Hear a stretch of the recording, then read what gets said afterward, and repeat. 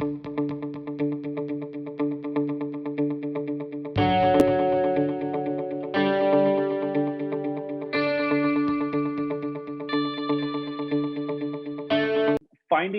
people of like mind, starting a campus chapter, joining a campus chapter, finding friends and family, colleagues, people at school, people in your classrooms who are open, who want to have these conversations. Even if someone doesn't agree with you, really trying to stay in that respectful conversation mode. And when things get heated, you say, hey, you know what, let's just agree to disagree, chat about this another day. I'm going to go read more about what you said. Maybe they'll say the same to you, and maybe you can go read more about what they said, and then you can acknowledge, yeah, you said that this, and yeah, I read up about it, and you were kind of right, this was happening. Well, did you know that the oil and gas industry doesn't do that anymore? Or did you know that that only happens in that other country? Or did you know that in fact Canada is a leader in wind and solar, but we can't go wind and solar because we don't have the battery storage and energy storage technologies yet? And did you know that if we're all going to drive electric vehicles, we're going to need to mine 40 times more lithium than the world currently produces? 40 times more, just lithium. 40 times, not 4 times, 40 times. So did you know? And there's many ways to actually create relationships, to make friends, and to, someone's going to walk away going, well, yeah, hey, she had some great points, and I never thought about that before. And wow, I want to really make sure that my opinions are based on facts, and I want to really be open-minded. A lot of it is how we talk and how we treat people and how we invite others, especially in a school setting. We've had lots of feedback about people, even people who have literally been like texting or emailing or messaging us on social. Hey, I just got out of my classroom and my professor said this, and I don't know if that's true. And then we'll give them some facts and some sources and some places to look. And then they come back the next day and go, yeah, I talked to my professor, showed my professor all of these things. They actually acknowledged in class that their information was wrong, that they weren't up to speed on the latest. So there's a lot of ways that we can, in a very calm, professional, collegial, constructive, approachable, respectful manner, have these conversations. It's a long-winded answer. I don't know what else you expected from me.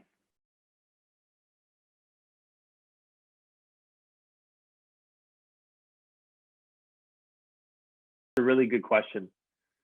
First and foremost, I would make sure people know that you're approachable and that people can talk and people can have conversations with you, and no one's going to get mad, and we can find common ground. We can agree to disagree and then come back at another time to re-examine the conversation and the facts. That's important. Second, maybe you'll find other people at your school that are from northern BC, or they're from Saskatchewan, they're from Manitoba where there's oil production, they're from some of the offshore Atlantic communities, or they might be in Sarnia. They might live near oil and gas infrastructure, oil and gas production. They might have family that is involved in the industry. There's hundreds of thousands of families in the country involved in oil and gas. You might also find someone who's from a mining jurisdiction, a forestry jurisdiction, even a farming community. There's a lot more common ground than we all think. You might find someone who's got wind turbines near their home or near their community. There's a lot more common ground than we all think. All these things make each other possible. And just as a country, we need to come together. So from there, starting a campus club or starting a working group, trying to make it fun and social, a social group. But you'll see people at a lot of these schools saying we should shut down Canadian oil and gas. What is the alternative? Today, what's the alternative? When they go home at the end of the semester, how are they going to get home? Even when Greta Thunberg took the boat back from New York to Sweden, that created more emissions than her just flying, because of the crew and because of how the boat was manufactured and because of all these other different variables. So finding other people, and I think just having those conversations, that's in real life. I think at school, if you can send letters to your student journals, to your school newspapers, I think if there is going to be any kind of events or discussions, maybe you get a couple people, you don't go alone, but you get a couple people and you go and you listen in to the divestment from fossil fuels people. And then you're able to be respectful, listen to them, and then raise your hand and ask them to listen to you for a second. When you ask them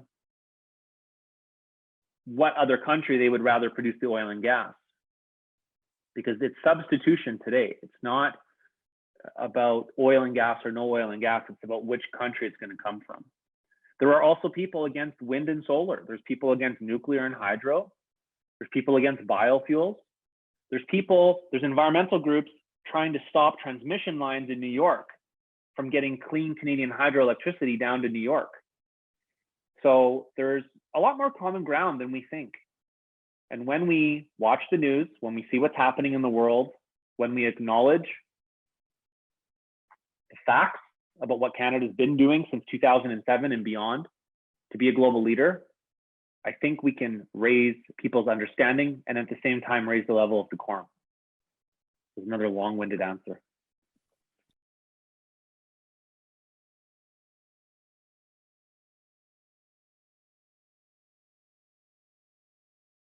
Common ground, I think everyone wants to protect the environment. So even starting off just talking about how much we care about the environment, we care about our local communities, environment and economy. It's really important. And then trying to have a conversation like, you can't be against oil and gas because you drive. Well, but you have to drive. There's no other way to get around. So like, okay, we don't need to make it like we're not trying to score points on people when we're talking to people, We're not trying to like dunk on people. We're just trying to like, just build relationships, really help people get a little bit more open-minded. Us as well, become more open-minded. And it's sort of like, well, yeah, maybe like in 100 years, if we have, fusion energy or we've cracked the battery storage, box and we figured it out, then yeah, sure, maybe the world will be 100% free from oil and gas, maybe for transportation and heat, maybe not still for ammonia, for cement, for steel, for plastic. I don't know. But it's really just about, I think starting conversations, like where are you from? And getting to know people at a personal level. Obviously, if there's a pipeline protest happening, it's really easy to know what people think and then to try to maybe start some conversations. Ask people, hey, your sign says, I've seen people interviewed for Coastal GasLink related protests and they're talking about it's an oil pipeline. You go, hey, you're saying that's an oil pipeline, but everything from the government down to the indigenous communities that support it are actually saying it's a natural gas pipeline. If you go talk to the contractors building it, they'll tell you it's a natural gas pipeline. There is some low hanging fruit. It's hard sometimes. These conversations can be polarizing, and over a decade of opposition and misinformation and disinformation and intentional misleading statements and emotional incendiary banners, like just what I showed today is like a fraction of what's out there. People are willing to like get arrested for these causes. They're very passionate. We need to make sure that we try to have those conversations so they can understand that their time, their passion should be best spent in the most efficient way possible, and that the unintended consequence of their passion for the environment is not actually setting the environment back. So again, another long-winded answer. There's no magic, there's no secret sauce or magic formula to find that common ground. I think it's really about talking to people. And I think even online and in person, don't dunk on people. Just try to talk to people, make friends.